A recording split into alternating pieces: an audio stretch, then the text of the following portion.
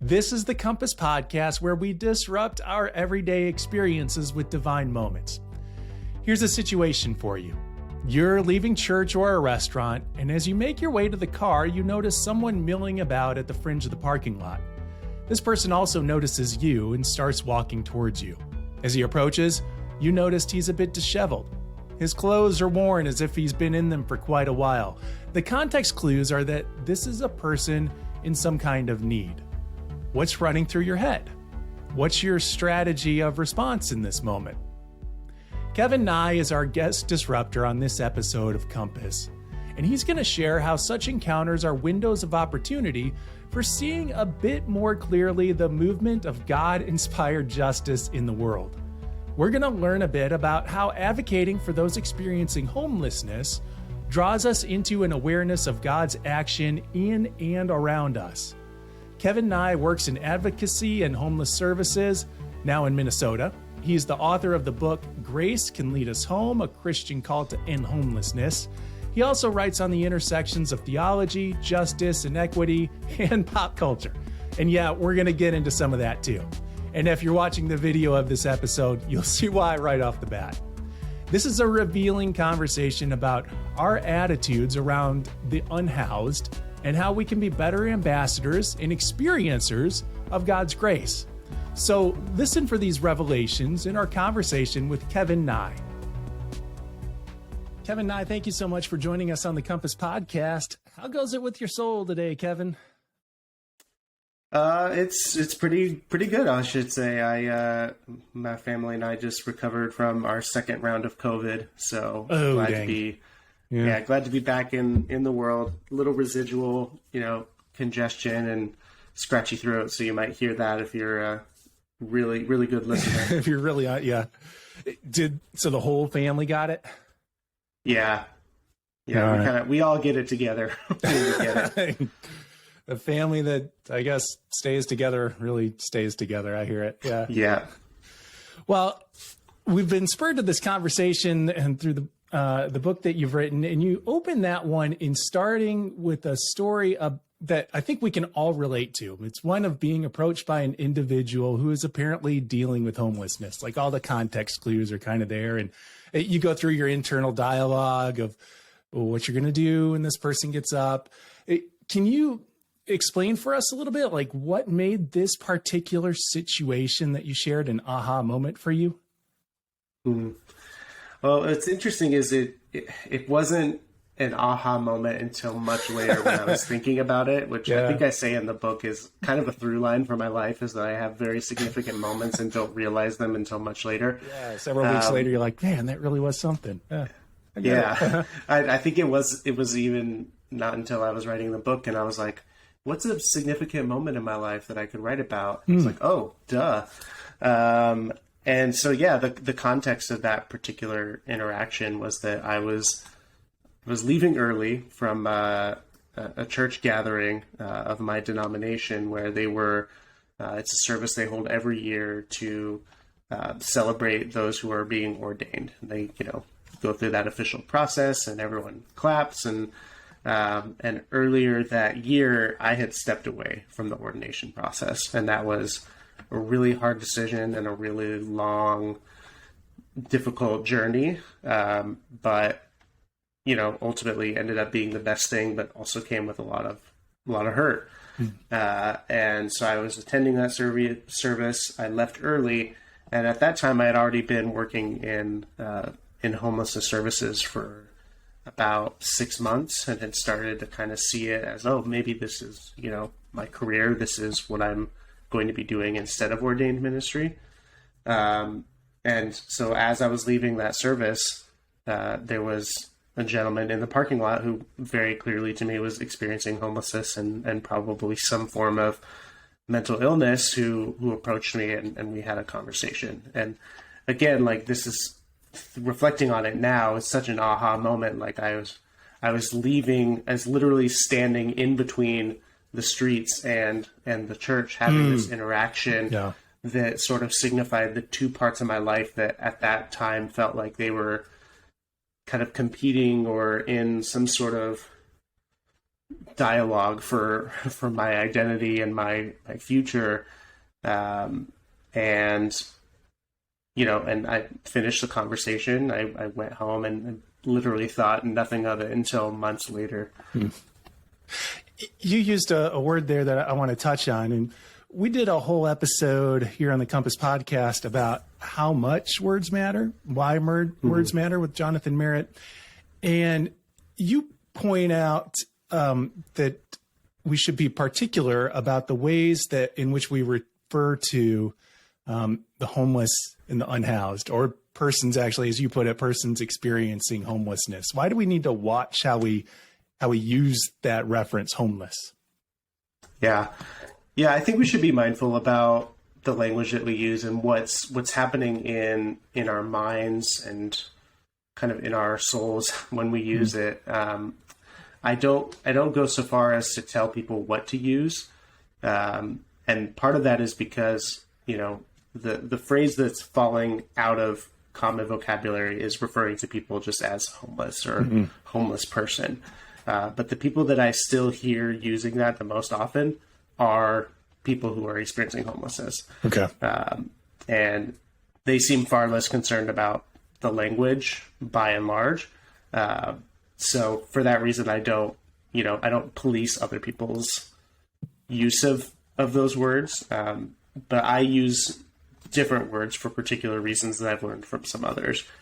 And that's, I'll use people experiencing homelessness because that's person first language. Okay. It denotes an experience that a person is going through rather than kind of an identity marker of who they are. Also can kind of connotes that, it could be a temporary experience rather than a permanent identity. And then I'll also use unhoused instead of homeless. And while they really do the same thing in a lot of ways, I think that homeless has been in our vocabulary for so long and has been so associated with particular stereotypes and tropes that using a word like unhoused, even though it means largely the same thing, kind of just,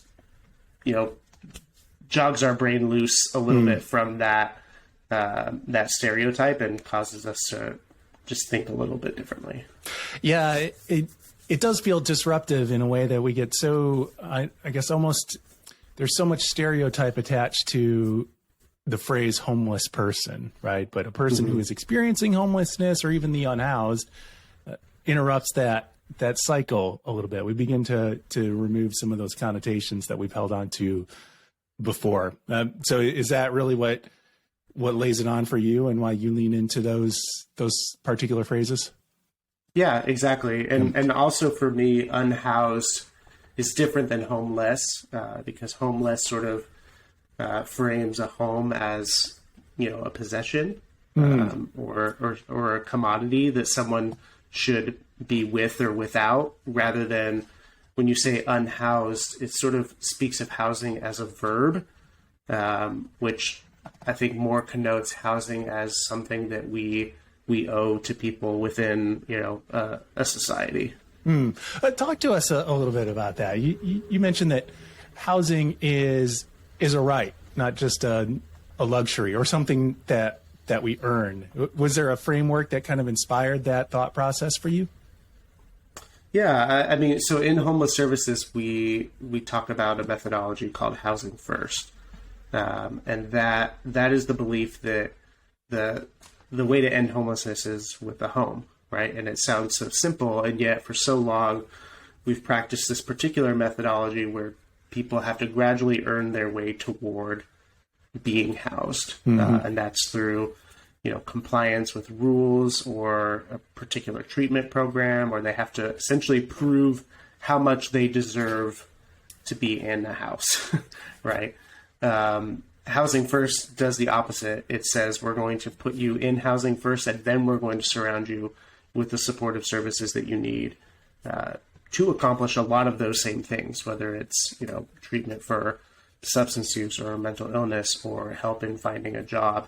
That actually housing, a place to call home, that and the intrinsic safety that provides a baseline where people can actually accomplish those things and move toward flourishing in their lives. So in that housing first mentality, is for you, Kevin, was that spurred by practicality, or was that mentality housing first spurred by your faith? I mean, it's both all at the same time. I think I latched onto it immediately because of my faith, and because I have been so moved and convicted by, the grace of God and the justice of God, and really the words of the prophets who, are super clear about how we treat people. And frankly, the Bible has a lot to say about property ownership and land that we tend to over spiritualize, but that actually is pretty nitty gritty about whose the land is, and how land should be returned to people after they've lost it, and how it should be allocated fairly. And so, the notion that, people should be offered an opportunity to flourish, not based on whether they prove that they're worthy of it, but simply because every person deserves that baseline of care, absolutely speaks to me as a person of faith. Well, I want to take you back to that moment in the parking lot. And I guess that story just connected with me so much because I've been there, and even feeling that moment of indecision when you see that person approaching, that they're going to have a request and you'd love to be able to help, but there's that gnawing feeling, that voice in your mind that says, I can't do anything, right? That reflects a scarcity mindset. Your writing reflects very much an abundant mindset, a mindset of abundance. What has inspired your abundance mindset? Yeah. I mean, again, it's my faith commitments, and especially the writings of Walter Brueggemann have really shaped my beliefs about abundance and scarcity. And Brueggemann is so good about really getting you to this very spiritual level of talking about how, God, when God creates and when God gives, there's always enough. There's always enough to go around. There's not a shortage. The shortage comes when we, fail to allocate it in a just and equitable way, or certain people seize more than what is rightfully theirs, right? And for me, it's very apparent to me every day, because I work in this field, that we do have a scarcity of a lot of resources. I think that scarcity is manufactured, but it is one that I still have to work within, right? Yeah. And at the same time, there are certain resources that we don't often consider resources that we do have in abundance. And I think when we talk about things like community and relationship and grace and love and care, these are things that we do have an abundance of. And so often when we are entering those conversations, the one in the parking lot, for example, he didn't end up asking us for anything. Okay. He talked to us for a while, and then when I moved to cut off the conversation, he just went on his way. And that doesn't surprise me, because that happens a lot where folks do just want to talk. And that's not to say that you're not going to get asked for something in the midst of that, or because, I mean, if I were in that position, and I was having a good conversation with someone and I needed money, I might drop that in the conversation too, But I do think that, regardless of whether we are, willing or able to offer those tangible resources in a conversation like that, we do still have a lot to offer. Well, tell us a little bit about how the scarcity mindset is manufactured, as you mentioned. Yeah. Well, I think, for example, we talk about this housing first model versus the sort of prove your worth model. We spend, as a country and as individual communities, so much money to just maintain homelessness exactly the way it is, whether that's, spending money on cleanups, on policing, on incarcerating people for crimes that we have invented to sort of police homelessness, right? Whether it's loitering or shopping, having a shopping cart or sleeping on a sidewalk. These are all laws, like crimes that we've invented to make being homelessness harder or punishable, right? And then we have to pay to enforce those. We have to pay people. We have to pay courts to process them. We have to pay jails and prisons to, house people who break them too many times. We pay a lot of money for the health care for folks who are sleeping outside and all of the disease and wounds and things that come from that hard life. We end up spending a lot of money to not house people. Yeah. And when we actually have taken the time to study what would happen if we just house them instead, the money ends up being either equal or we end up saving money by housing people. And so that's just one way of talking about, like, we think that there's a scarcity, like, oh, who's going to pay for it? How are we going to afford to house all these people? It's like, well, actually, we're spending a lot to just keep doing things the same way. And it's a scarcity of imagination, and it's a scarcity of believing that people are worth investing in that way.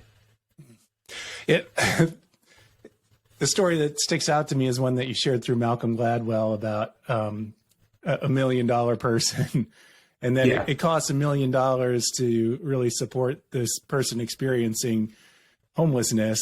And it would certainly cost a lot less to actually provide a home for that person. And that was a light bulb moment for me. You also share in your book that in 2018 in Los Angeles, you had a bang up year and 21,000 people were provided homes. But on the flip side, there was something, my numbers may be off here, but something like 54,000 people who were lost homes, moved into homelessness. Yeah. Does it, in terms of your work, what does that do to your mindset? I mean, how does it feel to, as one pastor put it feels like hell is winning. Do you feel like hell is winning in a situation like that? I do. And, we talked before we started recording about what brought me from Los Angeles to now living in Minneapolis. I do think that I lost a lot of hope in Los Angeles over the last 3 or 4 years. When I first got into this work in 2016, we passed a couple really crucial ballot measures to provide housing and then support it with a lot of money for services. And then I just over the next several years watched that money kind of get squandered or get spent working really hard, but to try to go against a system that was too big. And like you said, we were in 2018 and 2019 and 2020, we housed more people than ever before in those 3 years, like year after year. And yet more people were experiencing homelessness for the first time every single one of those years too. And so in one sense, like, God help us if we hadn't housed all of those people, because then the numbers would have just been astronomical. But, we need a complete renovation of how we understand housing, especially in somewhere that's as expensive as Los Angeles, and that has been really largely a housing market that's been really commoditized and corporatized and made unsustainable. So what inspires you to keep going then? Are there practices that you utilize personally to kind of refresh your soul for this work? Yeah. Moving across the country. Okay. No, it's... it did maybe help, a one-shot deal. Yeah. Not something super replicable. No, I think I write about this in the book that at the times when I get just a little too overwhelmed by the enormity of it, I go small. And that either means that maybe I've spent too much time reading news articles or behind my computer doing like the big work, and I need to just go spend some time like eating a meal or drinking coffee or being in community with people, with the people that we're talking about. And that was built into my last job in a way that was just kind of who we are. It was our core identity that we were always holding that communal space. And like, there was a time every day called coffee hour where we like the only business we were about was hanging out and drinking coffee during that hour. Now it took a lot to run that behind the scenes, and I don't want to gloss over that, but there are plenty of opportunities during that to just kind of stop and say, no, I don't have to do anything right now. Like, my job is to have this conversation. My job is to hang out at this blackjack table and get to know these guys. And currently at my job, I'm finding new ways. I'm a little more on the administrative side at this job, so I have to seek it out a little more. But there's a young lady that lives in one of our housing complexes that is always hanging out in the lobby that I know at any time, if I need to, I can go challenge her to a game of Yahtzee. Right on. And that's just a way of resetting, that this is about people, and my job is not to end homelessness like on a broad scale. My job is to, do what's in front of me, love the people in front of me, position myself in a way that can be in community and of service to the people in my immediate circle. That's good. So it's in those relationships even that you're able to celebrate the wins, so to speak.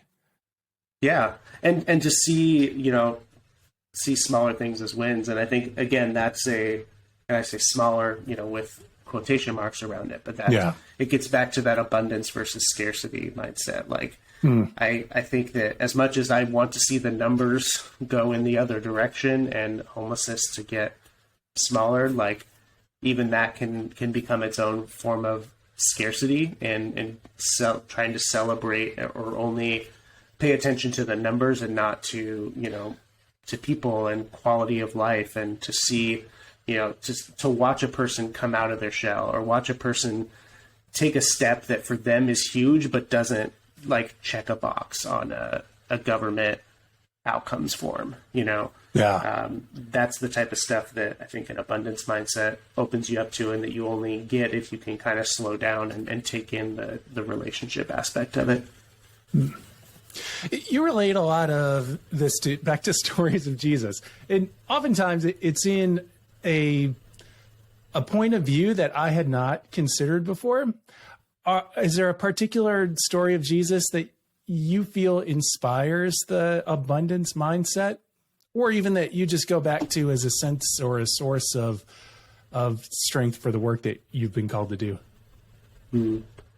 Yeah, there's definitely a couple, and there's a chapter at the end of my book that's about abundance and scarcity, and the two stories I really highlight of Jesus in that are when he turns water into wine at the wedding at Cana, and then the feeding of the 5,000. And those are two stories that are about abundance to me, because the first one, turning water into wine at a party is not meeting an immediate need of, right. That's like, seems so extravagant. Wine at a party is not on Maslow's hierarchy of needs, right? And yet, it's true. And yet, joy, community, celebration, like that's, again, if we get out of that scarcity mindset that says like, we just need to like check off boxes, get the numbers. Like, no, celebrating in community is one of the best joys that we have. And then the story of feeding the 5,000, I think there's such a great detail of that story is that there's just so much left over. That out of what seemed like scarcity, there's actually more than enough. And, you know, if I feel like if Jesus were under a government contract for that story, he would have definitely made sure that there was only enough just for everyone to have a slightly full stomach, you know. And there were going to be prerequisites for them to earn it, right? Yes, exactly. Because if there's some left over, then he's not going to get as much money for the next contract, right? And I tied that story back to, because that story echoes so much the manna in the wilderness and in Exodus. And my favorite detail in that story is that the manna is described as having a sweet taste like honey. And I love that detail because, like, if God is providing this sustenance in the desert for people to get by, like, there's no nutritional value of making it honey or adding a sweetness to it. And yet I just imagine that just speaks to the God of abundance. That's like, I'm not just giving you what you need to survive. I'm giving you something to enjoy. Yeah. And that's really kind of the message of grace, is it not? That it is so, on a personal level, it can be so, and abundant is not the right word. It can be overwhelming, or extravagant is probably the word that I'm looking for. It just feels like it is so much. Do you sometimes in your work of offering care personally for people, is it regular to hear people complain that you're just being providing too extravagant attention to individuals? I don't think I've ever gotten that accusation. No. Okay. I think that it's, or if I do, it's sort of framed as, like, again, coming back to this idea of what people deserve, right? Or like, wouldn't that money be better spent, doing this? And obviously it's important to, steward resources well. And I wouldn't, want to, like, buy everyone an Armani suit instead of an apartment, right? Right. There's lines and stuff. But, I think that it's so important as humans in community to celebrate and to have joy. And, I tell a story in the book, a couple of stories, one about making avocado toast for a bunch of our women on Women's Day, because it was that week a few years ago where all of this discourse came out about how millennials need to stop eating avocado toast so they can afford to buy houses. And again, that just really got me riled up, because it's this whole scarcity and abundance thing that is so disconnected from reality and truth, but that was really just trying to say, like, hey, you millennials don't deserve to have nice things.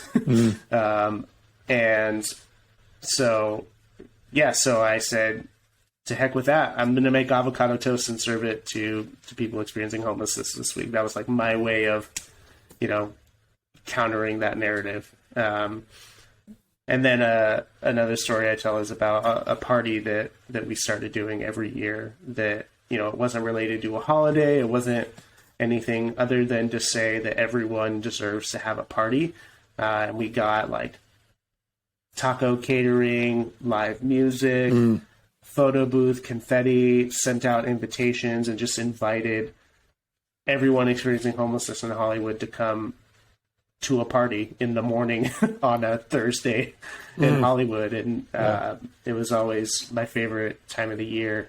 And again, just based on this idea that every community needs, rhythms of celebration and joy. That's part of what makes us human. It's how religions and families, like, gather and measure time. It's just an essential core thing of humanity, and it's something that when you do have an opportunity to extend it to people who are often not on the guest list, you truly see how important it is. Yeah, And so much of that stuff comes without terms. And I think that's what I was trying to get at with the idea of extravagant grace, is that it is something that comes without terms and prerequisites, right? And you seem to be a big proponent for offering assistance without a ton of terms on it. Can you speak to the people who have a different mindset a little bit, to the naysayers to that? Why is it so important to you to offer assistance without heavy duty terms attached to it? Yeah, I mean, a couple reasons. I mean, one, from the practical side, it doesn't work. People don't change because they're, forced to or coerced to. People change because they want to, and they change into who they want to become. And I think that I'm going to keep coming back to scarcity, right? I think it's a scarcity mindset that says that people don't want to change. They want to be miserable. I think if we really dig down to it, that doesn't make sense, right? I don't think there's any person on this earth who doesn't want tomorrow to be a little better than today, who doesn't hope for something more in their life. And I think ultimately when we look at people who are experiencing homelessness and we say, they want to be that way, or they deserve to be that way, and we need to find some way to hold something that they need hostage to get them to do something that we want them to do. And it doesn't work. Like, statistically, it does not prove the desired outcome. And even worse, when it doesn't work, we blame it on them rather than blaming the method, right? But when you do offer people without, like you said, without prerequisites, something like a home that provides that stability and safety, it gives people the opportunity to flourish on their own terms. And you, rather than saying like, okay, now I got you this house, now you owe it to me to do all of these things, you say, hey, now that you're getting good sleep, now that you have a safe place to call home, what do you want to do next, and how can I help? And again, it's believing in people, that people want to flourish. People want to take that next step. And we may not agree with what that next step is, but I would challenge any of us to look back at our life and ask ourselves if we went exactly the most efficient route to get where we are right now, and if we truly did everything in exactly the right order that would make sense to us now.